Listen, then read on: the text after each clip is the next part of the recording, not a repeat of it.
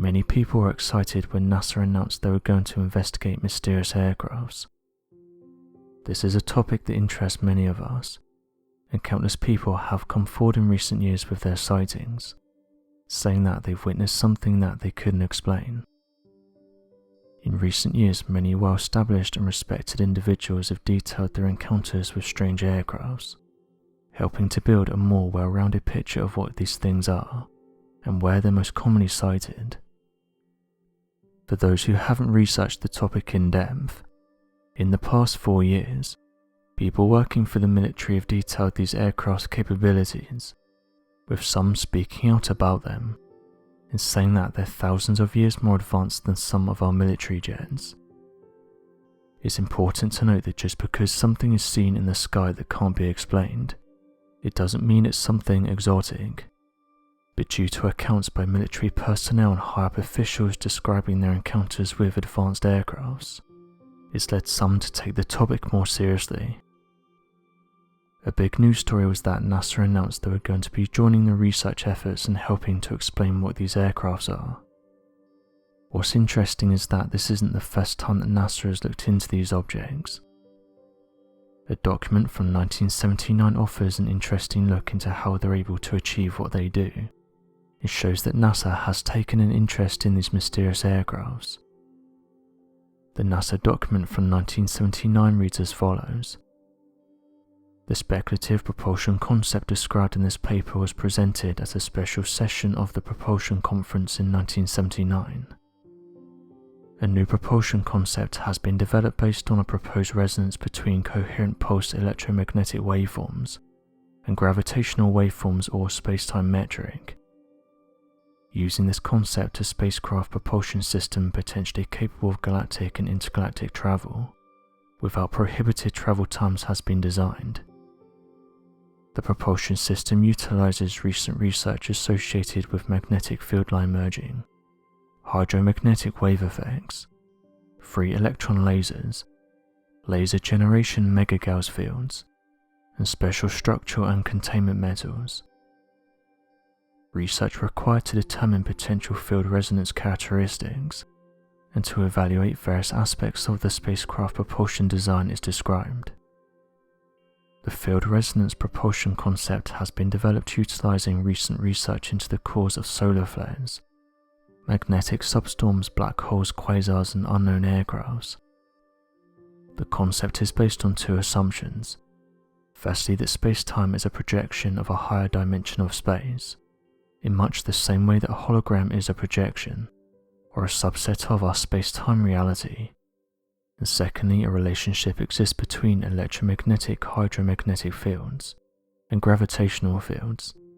That is, Einstein's long sought for unified field theory can be developed.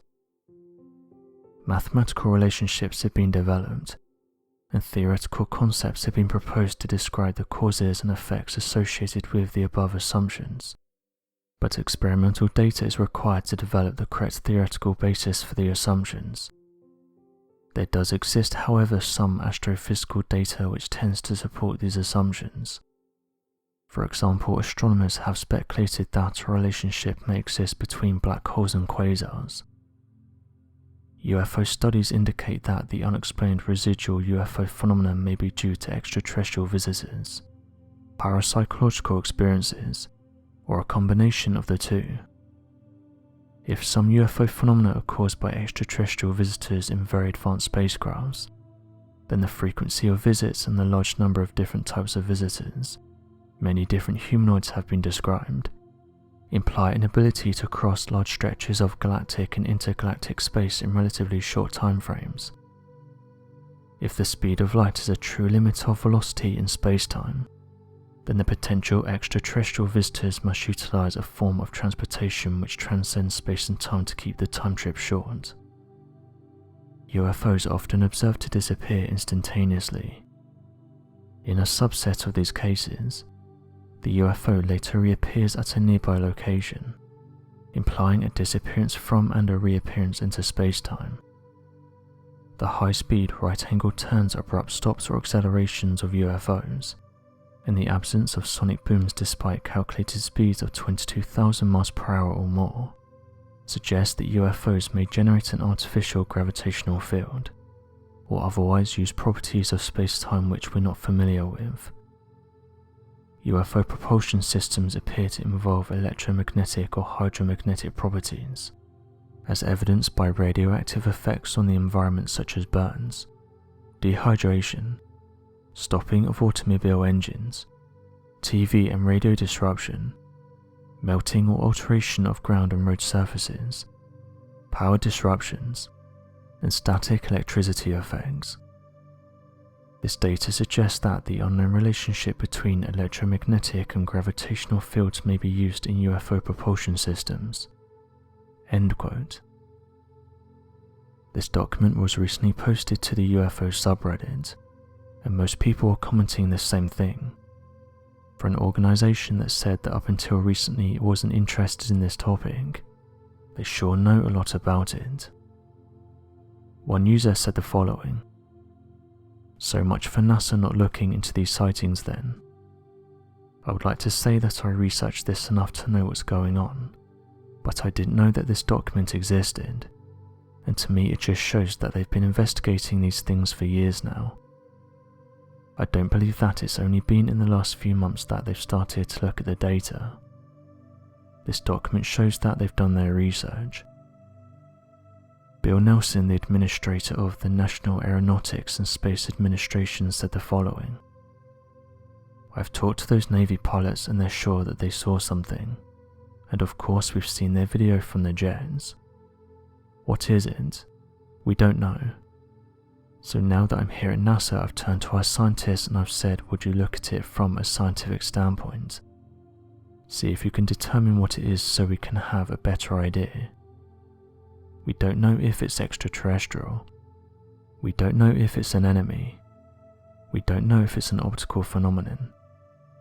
We don't think it's an optical phenomenon because of the characteristics that those Navy jet pilots described. I was actually briefed on this a couple of years ago in my capacity on the Senate Armed Services Committee.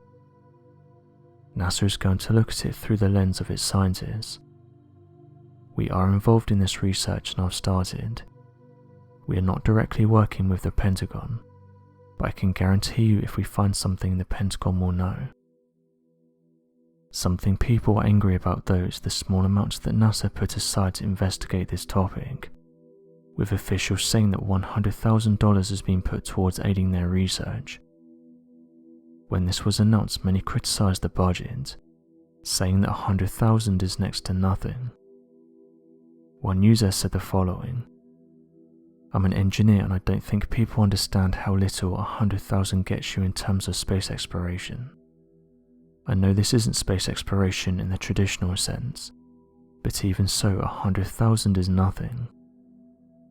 To put it into perspective, it costs between $60,000 and $100,000 in fuel just to launch a rocket, and each SLS Orion launch will cost around $4 billion.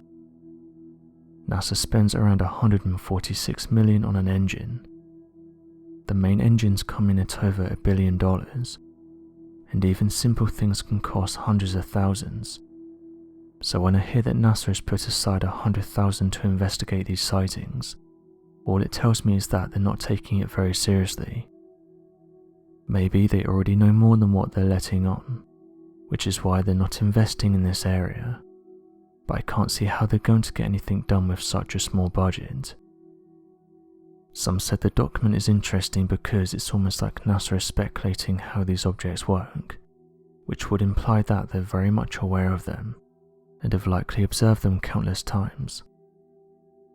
Another user said the following: "The way they're talking about these objects is like they've been presented with evidence, and have been told to work out a way in which they achieve what they do.